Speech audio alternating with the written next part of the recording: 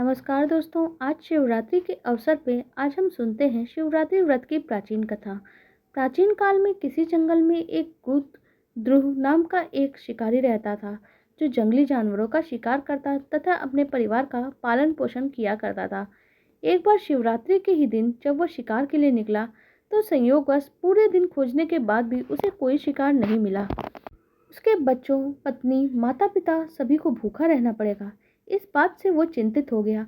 सूर्यास्त होने पे वह एक जलाशय के समीप गया और वहां एक घाट के किनारे एक पेड़ पे थोड़ा सा जल पीने के लिए लेकर चढ़ गया। उसे पूरी उम्मीद थी कि कोई न कोई जानवर अपनी प्यास बुझाने के लिए यहाँ जरूर आएगा। वह पेड़ बेलपत्र का पेड़ था और उसी पेड़ के नीचे एक शिवलिंग भी था, जो सूखे बेलपत्रों से ढके होने के कारण दिखाई नहीं दे रहा था। रात का पहला प्रहर बीतने से पहले एक हिरनी वहां पर पानी पीने के लिए आई। उसे देखते ही शिकारी ने अपना धनुष बाण साधा। ऐसा करने की वजह से उसके हाथ के धक्के से कुछ पत्ते और कुछ जल की बूंदें नीचे बने शिवलिंग पे गिरी और अनजाने में ही शिकारी की पहले प्रहर की पूजा हो गई। हिरनी ने जब पत्तों की खड़खड़ाहट सुनी, तो घबरा कर ऊपर देखा और भयभीत होकर शिकारी से कांपते हुए स्वर में बोली, कृपया मुझे मत मारो। शिकारी ने कहा वह और उसका परिवार भूखा है, इसलिए वह इसे नहीं छोड़ सकता। हिरनी ने वादा किया वह अपने बच्चों को अपने स्वामी को सौंप कर लौट कर आएगी। तब तक वह शिकार कर ले किसी और का। शिकारी को उसकी बात पर विश्वास नहीं हो रहा था। उसने फिर से शिकारी को यह कहते हुए अपनी बात का भरोसा दिलाया कि जैसे सत्य पर ही धरती टिकी है, समुद्र मर्यादा में रहता है और झरनों से जलधाराएं गिरा करती है, वैसे ही वह भी सत्य बोल रही है। क्रूर होने के बावजूद भी शिकारी को उस पर दया आ गई और उसने जल्दी लौटना कहकर उस हिरनी को जाने दिया। थोड़ी देर के बाद एक और हिरनी वहां पानी पीने आई। शिकारी सावधान हो गया और तीर साधने लगा। ऐसा करते हुए उसके हाथ के धक्के से फिर से पहले की तरह ही थोड़ा जल और बेलपत्र कुछ नीचे शिवलिंग पे जा गिरे और अनायास ही शिकारी के दूसरे प्रहर की भी पूजा संपन्न हो गई। इस हिरणे ने भी भयभीत होकर शिकारी से जीवन दान की याचना की, लेकिन उसके अस्वीकार कर देने पर हिरणी ने उसे लौट आने का वचन देते हुए यह कहते हुए कह दिया कि उसे ज्ञात है कि जो वचन दे के पलट जाता है, उसका अपने जीवन में समस्त संचित पुण्य नष्ट हो जाया करता है। उस शिकारी ने भी पहले की तरह इस हिरणी के वचन पर भी भरोसा कर लिया और उसे जाने दिया। अब तो वो इस चिंता से व्याकुल हो रहा था कि उनमें से शायद ही कोई हिरणी लौट कर आए और अब उसके परिवार का क्या होगा। इतने में ही उसने जल की ओर आते हुए एक हिरन को देखा। उसे देखकर शिकारी बड़ा प्रसन्न हुआ। अब वह फिर से धनुष में बाण चढ़ाने से उसके तीसरे प्रहर की पूजा भी स्वतः ही संपन्न हो गई। लेकिन पत्तों के गिरने की आवाज से हिरन सावधान हो गया।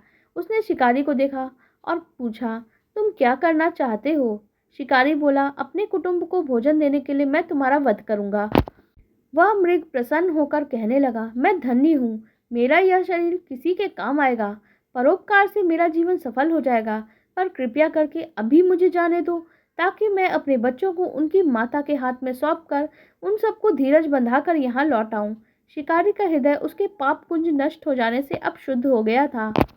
इसलिए वह विनय पूर्वक बोलता है, जो जो यहाँ आए सभी बातें बनाकर चले गए और अभी तक नहीं लौटे। यदि तुम भी झूठ बोलकर चले जाओगे, तो मेरे परिजनों को भोजन नहीं प्राप्त होगा। उनका क्या होगा? अब हिरन ये कहते हुए अपने सत्य बोलने का भरोसा दिलाता है कि यदि वो लौट कर ना आए, तो उसे जो पाप लगे, जो उसे लगा करता है। अर्थात शिकारी को जो शिकार करने से जो पाप लगता है, वह पाप हिरन को लग जाए, जो सामर्थ्यवान होते हुए भी दूसरों का उपकार नहीं करता। शिकारी ने भी उसे यह कहकर जाने दिया कि शीघ्र लौट कर आना। रात्रि का अंतिम प्रहर शुरू होने से उस शिकारी के हर्ष की सीमा नहीं थी, क्योंकि उसने उन सभी हिरन हिरनियों को अपने बच्चों सहित एक साथ आते देख लिया था।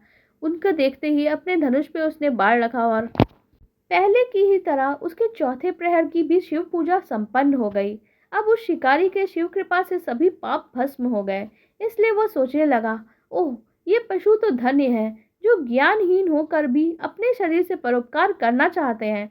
लेकिन धिक्कार है मेरे जीवन पर कि मैंने अनेक प्रकार के कुकृत्यों से अपने परिवार का पालन पोषण करता रहा। शिकारी का हृदय पाप मुक्त हो चुका था, इसलिए उसने हिरन के परिवार को वापस जाने दिया।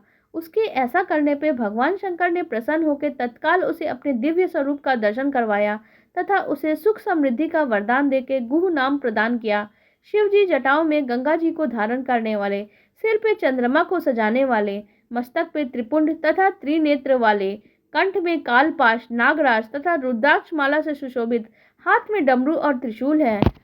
भक्तगण बड़ी श्रद्धा से जिन्हें शिव शंकर, शंकर, भोलेनाथ, महादेव, भगवान आशुतोष, उमापति, गौरी शंकर, सोमेश्वर, महाकाल, ओंकारेश्वर, वैद्यनाथ, नीलकंठ, त्रिपुरारी, सदाशिव अन्य सहस्रों नामों से संबोधित कर उनकी पूजा अर्चना किया करते हैं। ऐसे भगवान शिव और शिवा को हमारे चिंतन में सदैव सदैव सकारात्मक बनाए रखें और सभी की मनोकामनाएं पूर्ण करें।